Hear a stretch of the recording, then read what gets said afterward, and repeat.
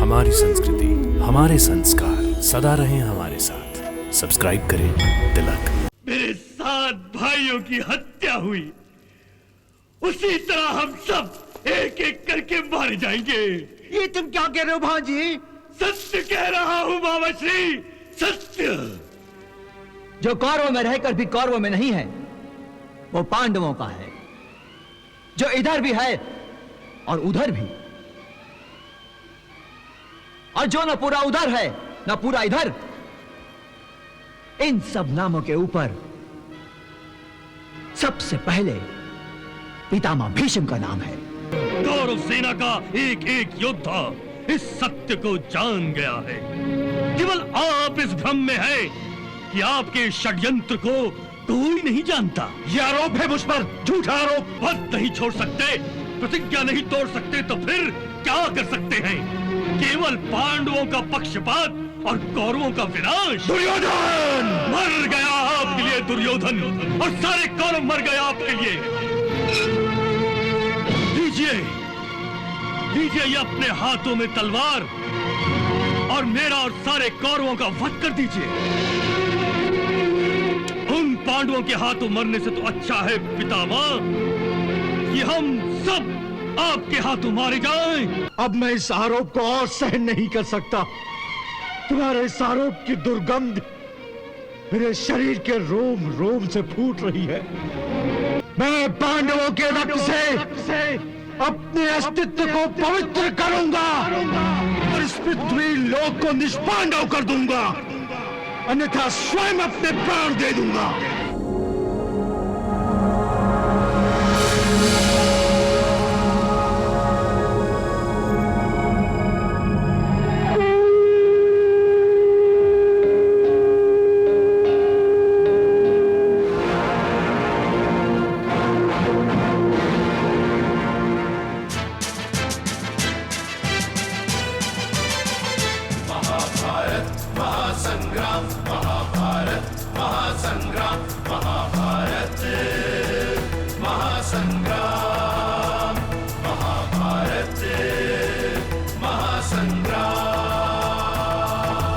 एक और कौरव की सेना योद्धा थे बलवान, एक और 5 पांडव संग थे कृष्ण भगवान। धर्म अधर्म का युद्ध महान, महाभारत संग्राम। महाभारत महासंग्राम, महाभारत महासंग्राम, महाभारत महासंग्राम, महाभारत महासंग्राम।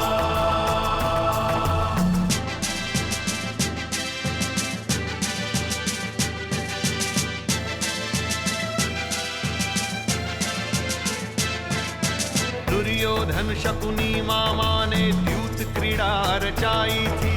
पांडव सारे दाव हारते हार गए, द्रौपदी भी। हरी सभा में वस्त्र हरण करवाता है दुर्योधन। किसी ने किया विरोध नहीं, ना गुरुजन ने ना पितृजन। चीख रही द्रौपदी बिचारी, लाज बचाए कौन?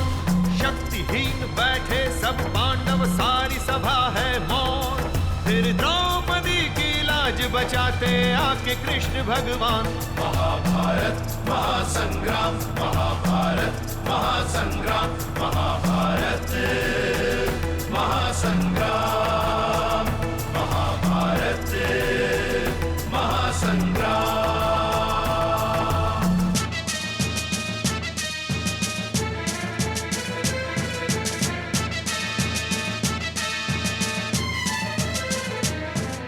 चक्रव्यूह से वीर अभिमन्यु निकल नहीं जब पाया। 7 दुष्टों ने एक बालक को एक एक करके मारा। कर्ण ने मां को वचन दिया, पुत्र रहेंगे जीवित 5। जीवन देकर वचन निभाया, वचन पे आने दी ना आँच। गांडीवधारी अर्जुन के सारथी कृष्ण भगवान। युद्ध भूमि में सत्य धर्म का देते गीता ज्ञान। तेरा कर्म ही विजय दिलाएगा, तू सोच नहीं परिणाम। महाभारत महासंग्राम, महाभारत महासंग्राम महाभारत महासंग्राम महाभारत महासंग्राम। ये गंगा पुत्र अपनी गंगा माता से मिलने के लिए उनके चरणों तक तो स्वयं नहीं जा सकता। क्या उनके दर्शनों की प्यास नहीं बुझाओगे? जो आज्ञा पितामह।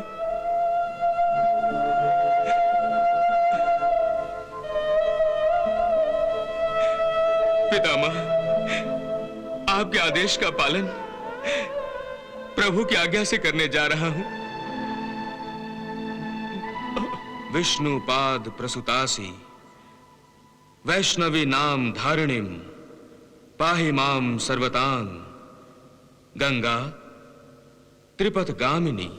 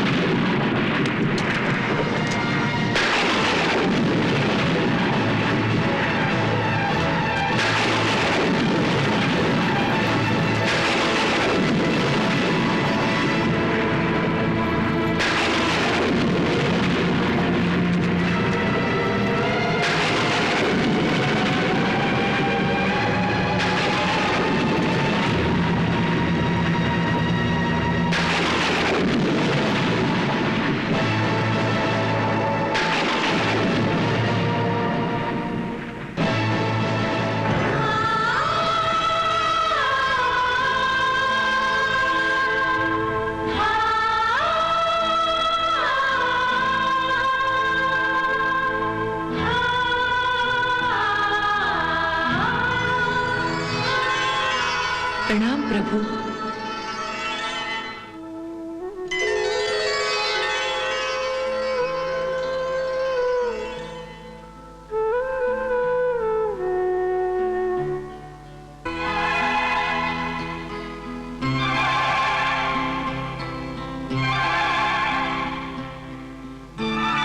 प्रणाम माते।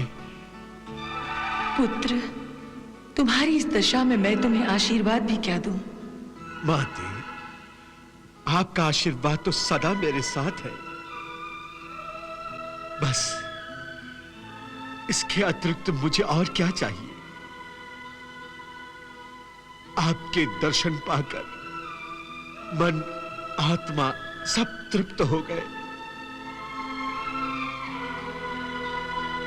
संसार में जब पहली बार मैंने आंखें खोली तब आपने अपने दूध की जीवन अमृत बनाकर मेरे मुंह में टपकाया था।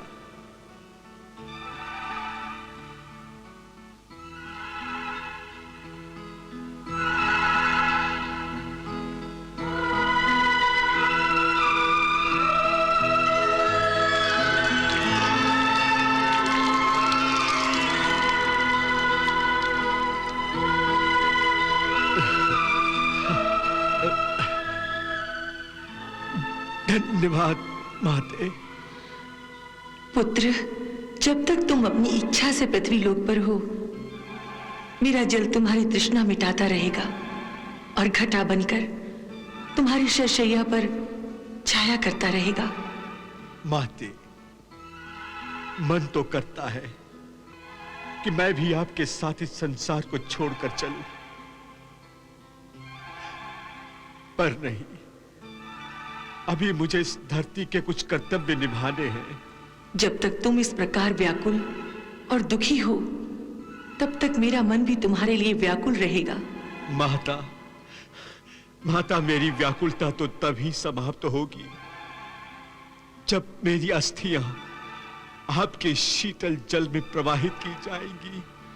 पुत्र, यहाँ तो साक्षात प्रभु तुम्हारे सन्मुख हैं। इनके स्मरण मात्र से ही सारे कष्ट कट जाते हैं।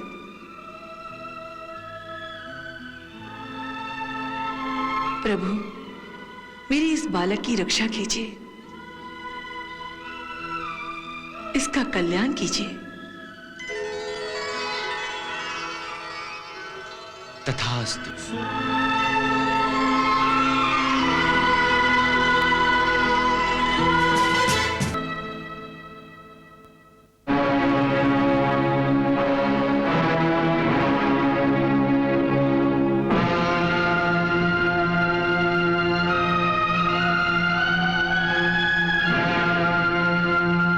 सेनापति द्रोणाचार्य की जय। सेनापति गुरु द्रोणाचार्य की जय।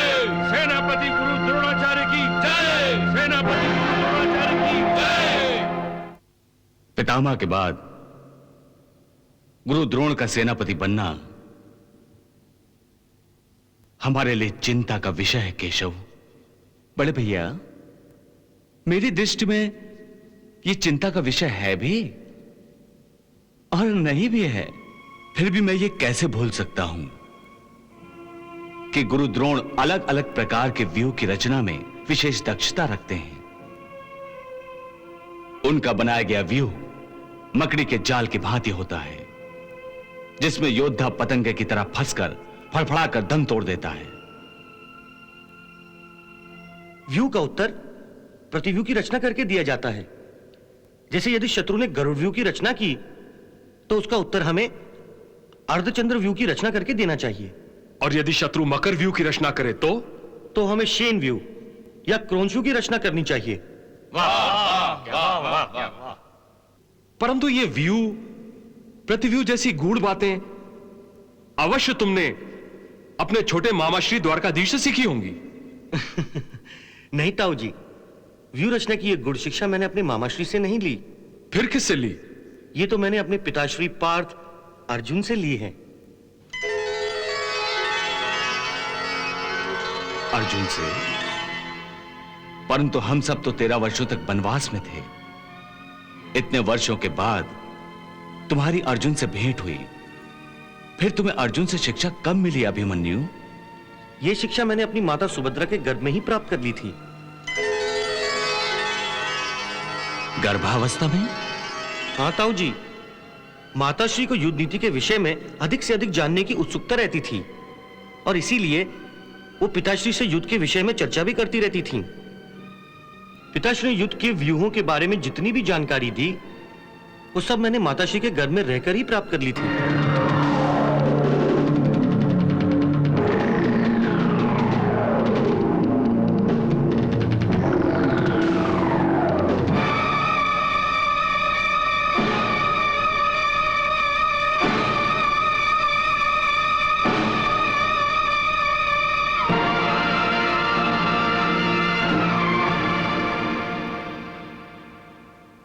अंगराज कर्ण,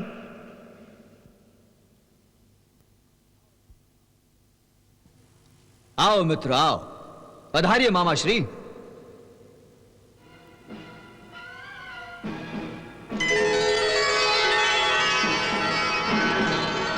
मित्र, मुझे तुम्हारे इन अस्त्रों और शस्त्रों से अधिक तुम्हारी मित्रता पर विश्वास है। तुम्हारी मित्रता पर। जब तुमने मेरी मित्रता पर विश्वास किया है तो मैं भी इस विश्वास की लाज रखूंगा और यदि आवश्यकता हुई तो अपने मित्र के लिए अपने प्राण भी निछावर कर दूंगा। नहीं मित्रगण, नहीं। ऐसी अशुभ बात फिर कभी अपने मुंह से मत निकालना। भांजे, ऐसी अशुभ बात मुंह से निकालना तो दूर, सोचने तक की आवश्यकता नहीं है। जब तक अंगराज के तन पर यह दिव्य कवच है और कानों में दिव्य कुंडल है,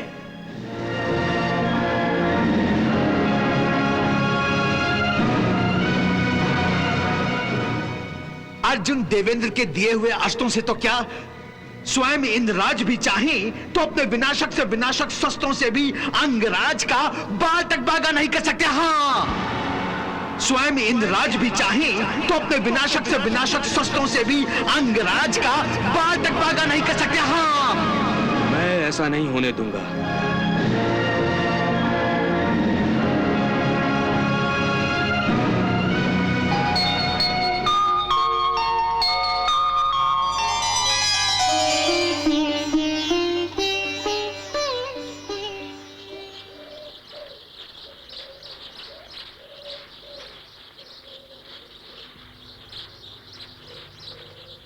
आज कोई भिक्षा मांगने वाला नहीं आया।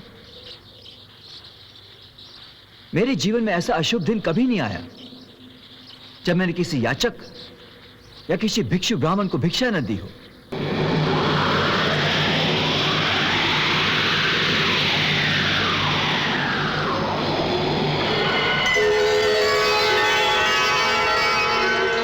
है कोई याचक? है कोई भिक्षु? है कोई? भिक्षां देहि, भिक्षां देहि, भिक्षां देहि। प्रणाम ब्राह्मण देवता। आप अंगराज कर्ण ही है ना? हाँ, मैं आप ही को खोज रहा था। बड़ा नाम है आपका। मुझे गर्व है कि तुम एक दानवीर हो। देवराज इंद्र तुम्हारे इसी गुण का लाभ उठाने के लिए एक ब्राह्मण के वेश में तुमसे तुम्हारे कवच कुंडल की भिक्षा मांगने आएंगे। सारे भिक्षु ब्राह्मण दीनहीन आपकी दया धर्म और दान की चर्चा करते नहीं थकते। आपको जो भी मांगना है केवल इसकी आज्ञा दीजिए। मुझे आपका ये कवच और कुंडल चाहिए।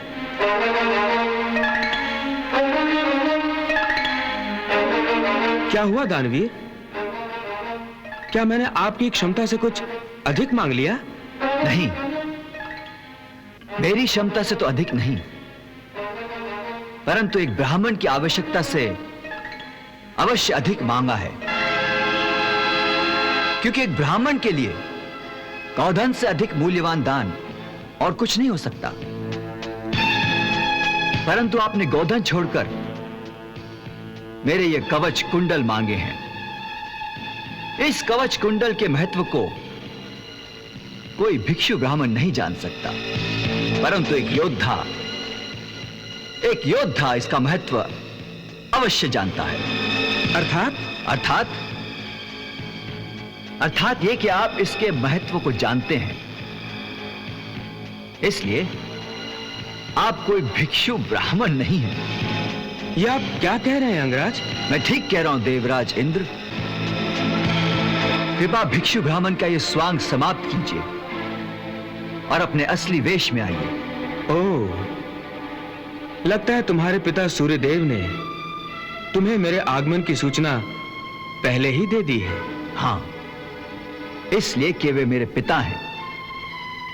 जब आपको अपने पुत्र अर्जुन के प्राणों की चिंता स्वांग रचाने पर विवश कर सकती है, तो क्या मेरे पिता मुझे सावधान भी नहीं कर सकते? परंतु मैं फिर भी अपने दान धर्म को निभाने के लिए अपना यह कवच कुंडल आपको अवश्य दान दूंगा।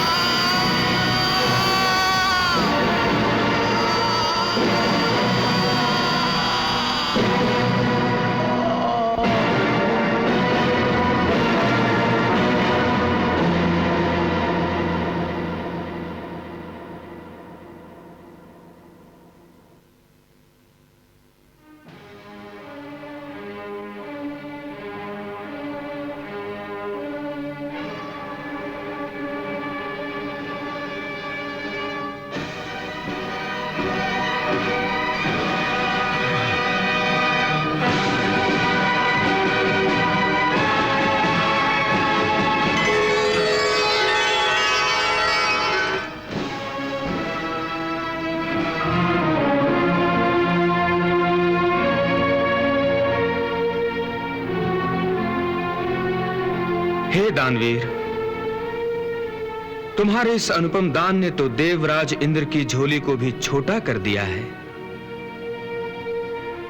हे अंगराज, मैं तुमसे प्रसन्न हूं और तुम्हें कोई वरदान देना चाहता हूं। मांगो, क्या चाहते हो? क्षमा करना देवराज, क्षमा करना। दानी यदि याचक के सामने हाथ फैलाए तो उसका उससे बड़ा अपमान क्या हो सकता है?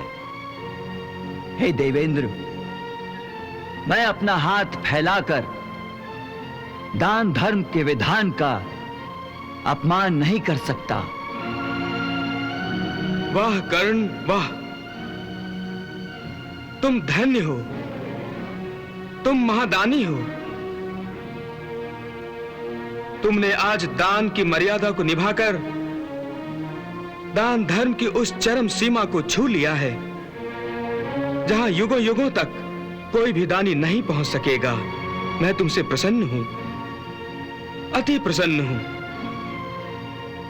और तुम्हें एक शक्ति प्रदान करता हूं। इसे ग्रहण करो।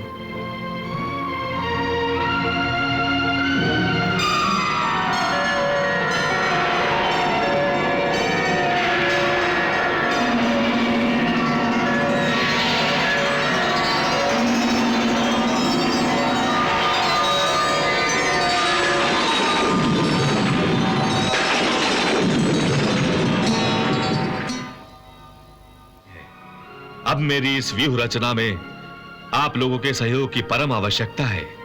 आप आज्ञा दीजिए गुरुदेव, हमें क्या करना होगा? मैं आज चक्रव्यूह की रचना करूंगा। चक्रव्यूह की रचना? चक्रव्यूह?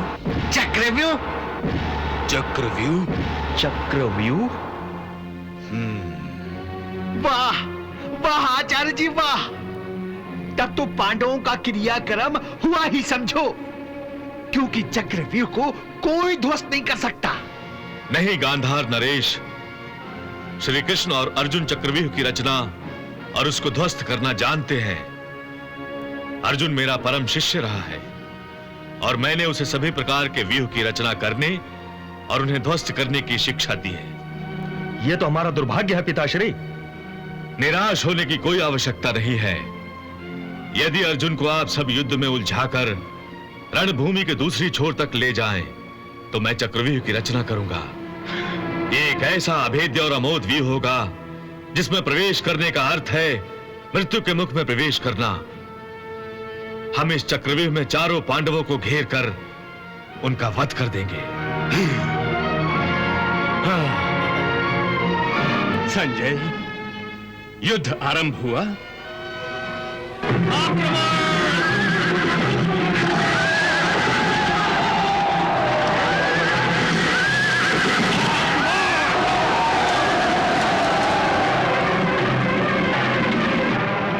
रुको सारथी।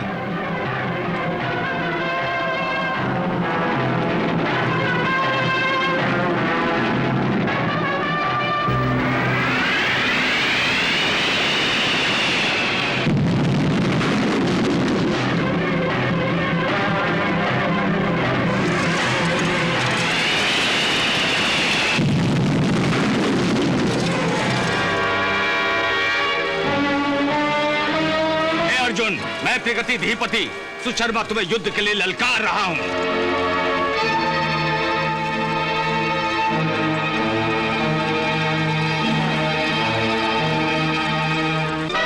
आज मैं तुम्हारा वध करके अपने मित्र दुर्योधन को तुम्हारी लाश भेंट करना चाहता हूं।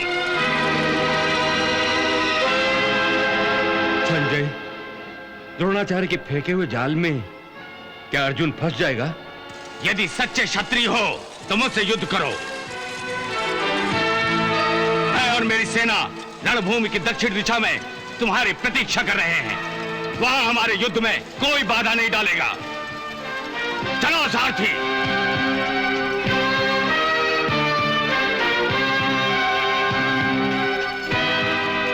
केशव, मैंने सुशर्मा के आह्वान को स्वीकार किया है। उसने मेरी शूरवीरता को ललकारा है। मैं उसे उत्तर अवश्य दूंगा। तुम मेरा रथ उसके पास ले चलो। दक्षिण की ओर? हाँ केशव। परंतु अर्जुन, हम मुख्य रणभूमि से दूर हो जाएंगे और पता नहीं कब महाराज युधिष्ठिर को तुम्हारी आवश्यकता पड़ जाए। सुशर्मा का वध करने में समय ही कितना लगेगा?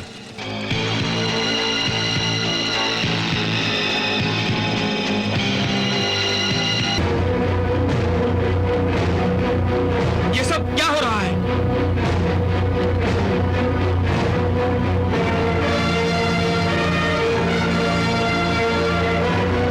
कौरव सेना गरुड़ व्यूह तोड़ रही है। कौरव सेना चक्रव्यूह बना रही है। चक्रव्यूह की रचना शुरू होते ही पांडवों में खलबली मच गई है महाराज। मारे जाएंगे पांडव, मारे जाएंगे। चक्रव्यूह, चक्रव्यूह, चक्रव्यूह। ये चक्रव्यूह नहीं, कौरव सेना का अजगर है, जो अपनी कुंडली के बीच में पांडव सेना को जकड़कर हमें नष्ट करने के लिए आगे बढ़ेगा। समझ में नहीं आता, श्री कृष्ण भ्राता अर्जुन को युद्ध भूमि के दक्षिण कोने पर क्यों लेकर चले गए? ये चक्रव्यूह नहीं, एक सोची समझी हुई कुटिल योजना का अंश है। कुटिल योजना। चिंता करने की कोई आवश्यकता नहीं है भ्राताश्री।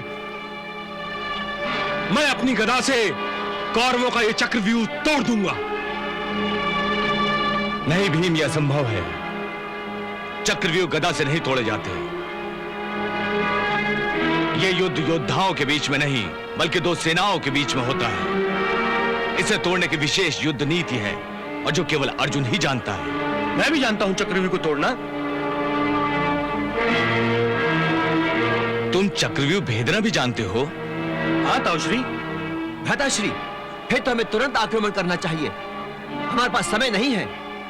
हाँ भ्राताश्री, यह चक्रव्यूह किसी पिशाच की भांति हमारी सेना को निगलने के लिए आगे बढ़ रहा है।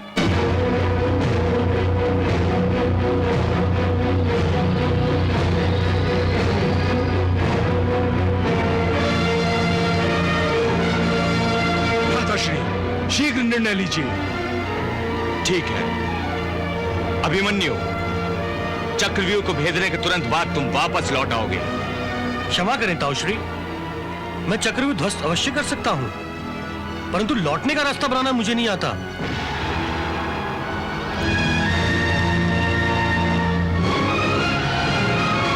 क्या?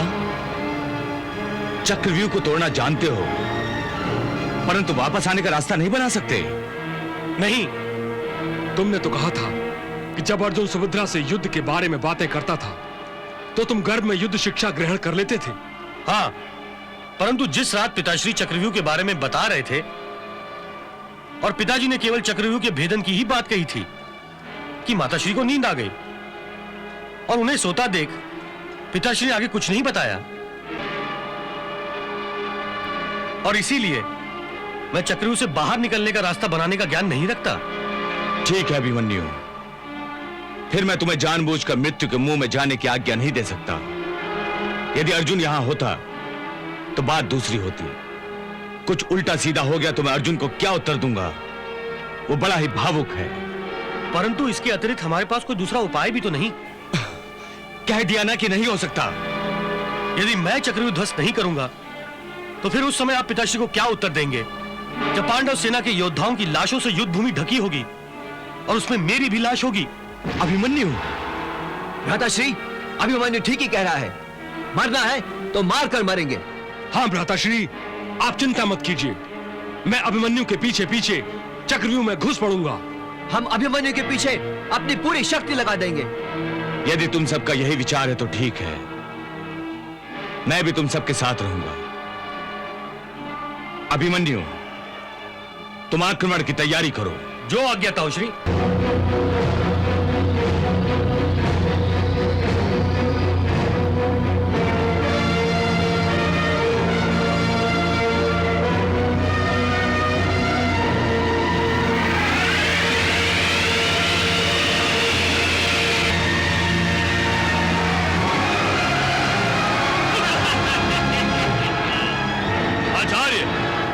हमें विजय मिलनी ही चाहिए। युवराज, विजय या पराजय मनुष्य के नहीं, ईश्वर के हाथ में है। वो चाहेगा तो अवश्य हमें विजय मिलेगी। अभिमन्यु, चक्रव्यूह में हम प्रवेश कैसे करेंगे? काकाश्री, ये व्यू चक्र के जैसा घूम रहा है, परंतु घूमते घूमते एक पल के लिए इसका मुख खुला रह जाता है। जैसे ही मैं चक्रव्यूह में प्रवेश करूं, आप मेरे साथ साथ प्रवेश कीजिएगा। चिंता मत करो पुत्र, हम तुम्हारे पीछे पीछे ही चक्रव्यूह में प्रवेश करेंगे।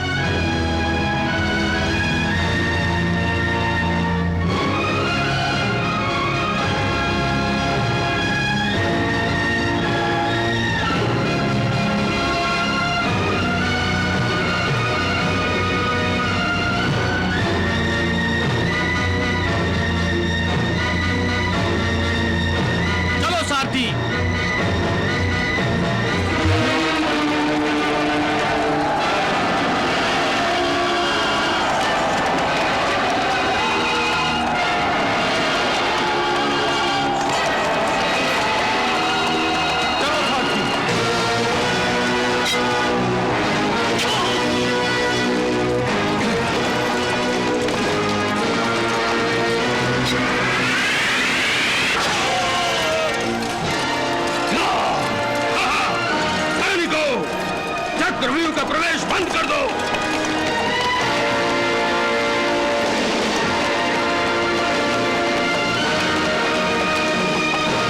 अब कोई भी शत्रु योद्धा घुसने न पाए, बंद कर दो। भ्राता भीम, चक्रव्यूह में घुसने का प्रयास करो। अभिमन्यु अंदर अकेला ही गया है, उसके प्राण संकट में है। नहीं, जयद्रथ,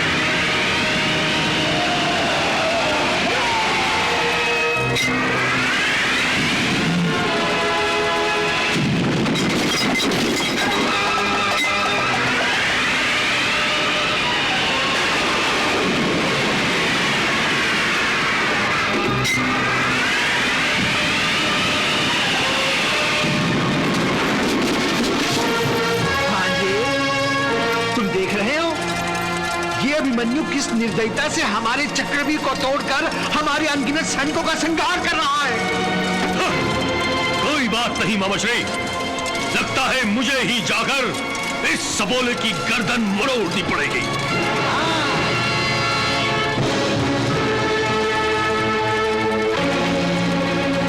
चलो सारथी। नहीं पिताश्री, आप नहीं जाएंगे। आप कौरव योद्धाओं के शिरोमणि हैं और अभिमन्यु मेरी आयु का बालक, इसलिए आपका एक बालक से युद्ध करना उचित नहीं है। अभिमन्यु मेरी जोड़ का योद्धा है, उससे मैं युद्ध करूंगा, मैं, और उसका सर आपके चरणों में लाकर रख दूंगा। आप मुझे आशीर्वाद और आज्ञा दीजिए। वाह वाह पुत्र वाह, मुझे तुम्हारे इस साहस पर गर्व है। जाओ, विजयी भव। जो आज्ञा पिताश्री।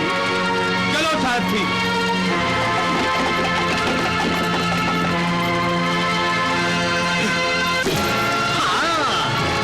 महाराज, अभिमन्यु को रोकने के लिए आपका पोता युवराज दुर्योधन का पुत्र लक्ष्मण अभिमन्यु से युद्ध करने जा रहा है। लक्ष्मण, राम उसकी रक्षा करे।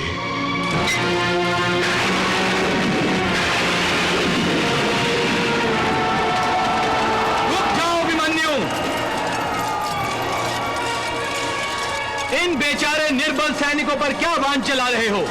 हिम्मत है तो किसी बलवान योद्धा से युद्ध करो। मैं दुर्योधन पुत्र लक्ष्मण तुम्हें युद्ध के लिए ललकारता हूं। आ जाओ मैदान में। लक्ष्मण, तू मुझसे क्या युद्ध करेगा बालक? तेरे पिता युवराज दुर्योधन कई बार मुझसे पराजित होकर युद्ध भूमि से भाग चुके हैं, इसलिए मुझसे युद्ध करने की भूल ना करो। अच्छा यही होगा कि अपने प्राणों को संभालो और यहां से चलते बनो।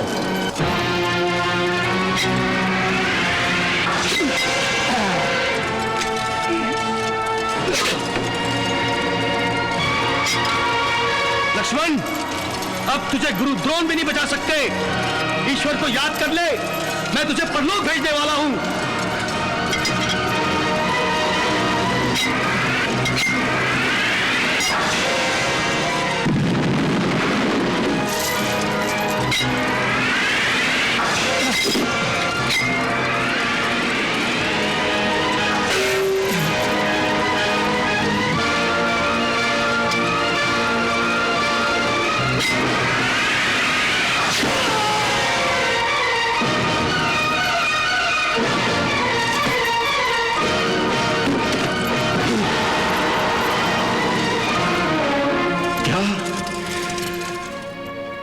लक्ष्मण का वध हो गया। अभिमन्यु मेरी जोड़ का योद्धा है, उससे मैं युद्ध करूंगा, मैं, और उसका सर आपके चरणों में लाकर रख दूंगा।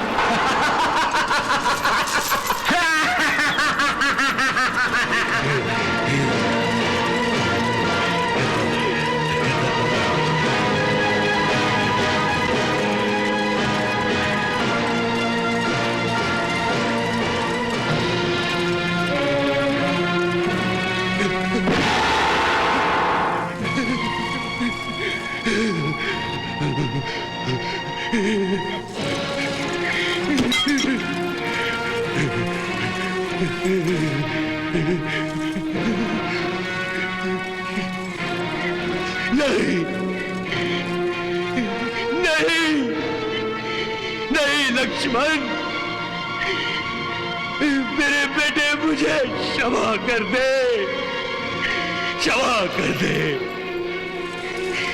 मैंने तुम्हें उस विषैले सपोले के पास जाने की आज्ञा ही क्यों दी? भांजा,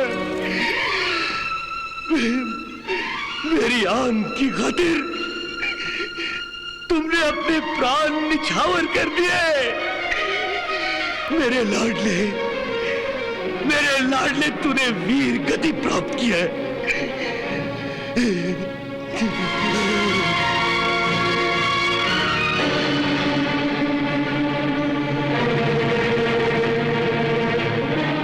मेरे शूरवीर पुत्र,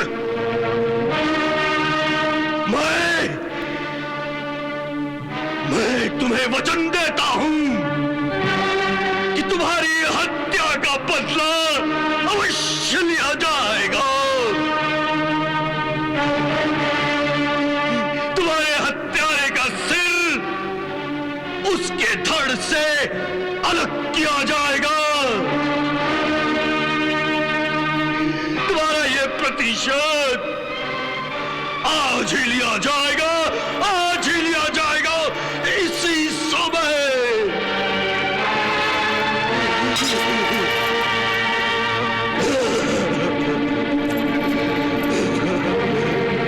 मेरे बेटे,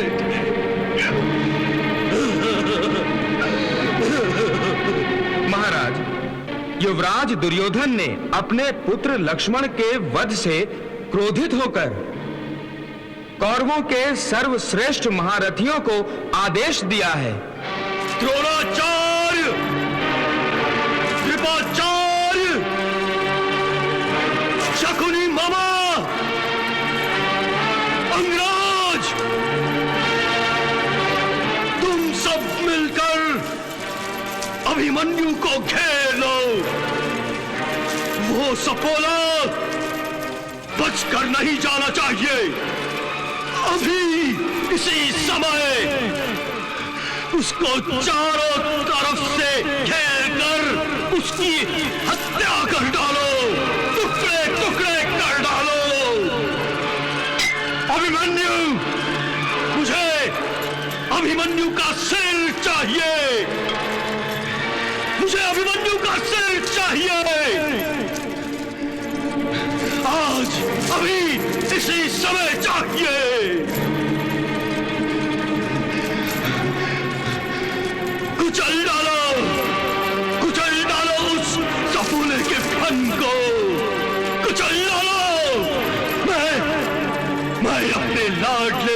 लक्ष्मण की हत्या का प्रतिशोध लेना चाहता हूं।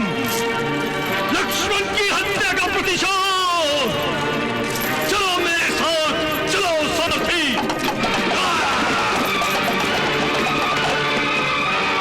चलो सारथी।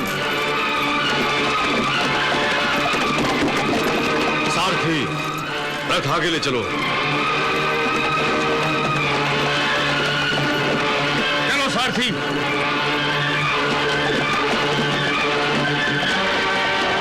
चलो सारथी।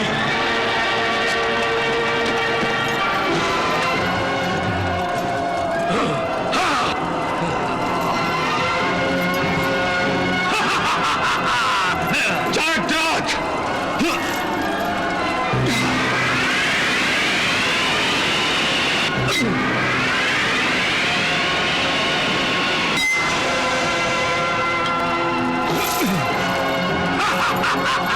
माता भीम, हमें किसी भी स्थिति में चक्रव्यूह में प्रवेश करना ही होगा। यदि हम अभिमन्यु की सहायता और रक्षा न कर सके तो अनर्थ हो जाएगा।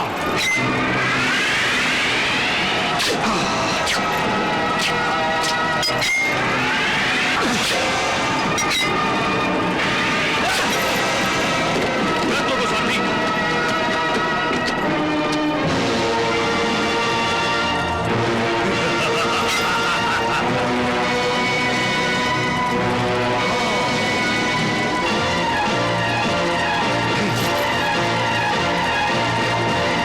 माता भीम,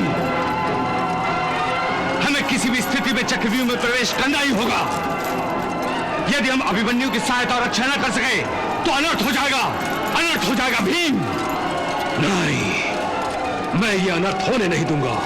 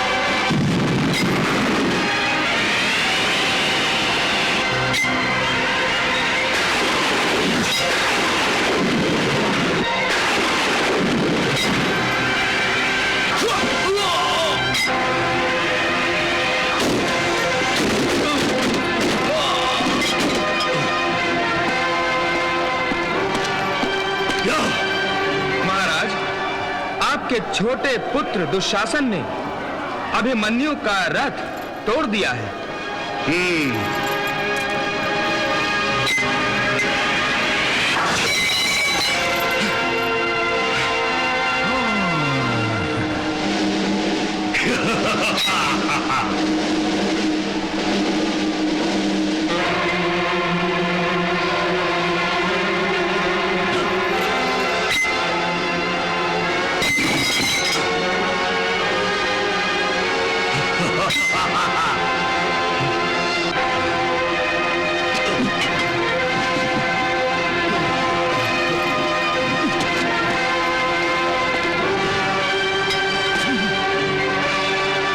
वो वीर बालक भागने की बजाय अपने टूटे हुए रथ का पहिया उठाकर कौरव महारथियों से मुकाबला करने चला है।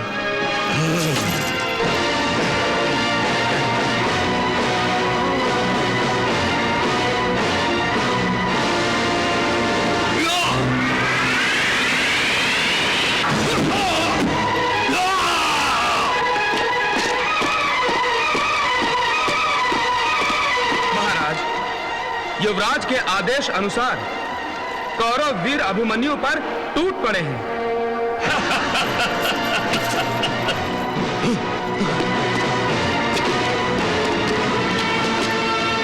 अर्जुन पुत्र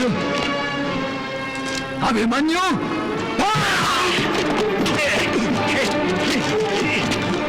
अभिमन्यु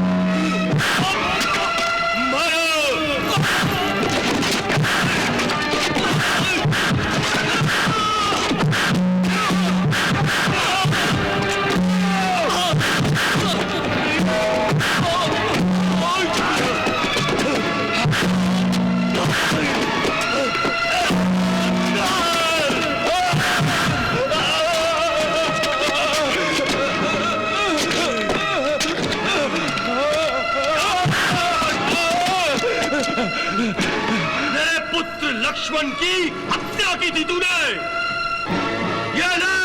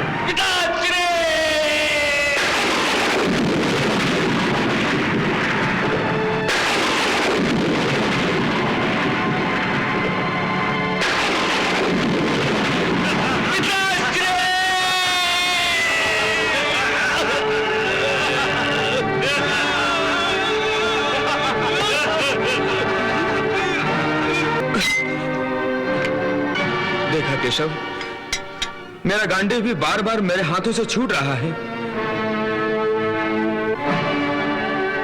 कहीं भ्राताश्री धर्मराज तो संकट में नहीं आ गए? हे पार्थ, धैर्य से काम लो, अपने आप को संभालो।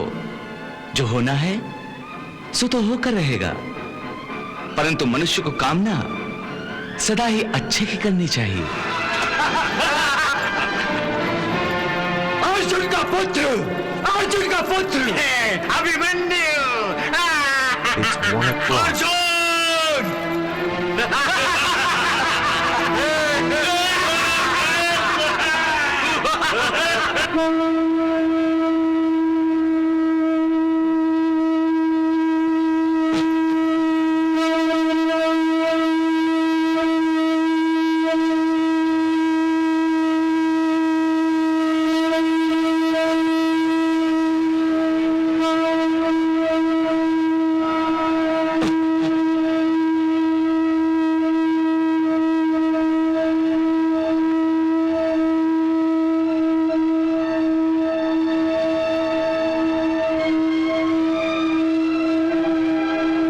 अभिमन्यु,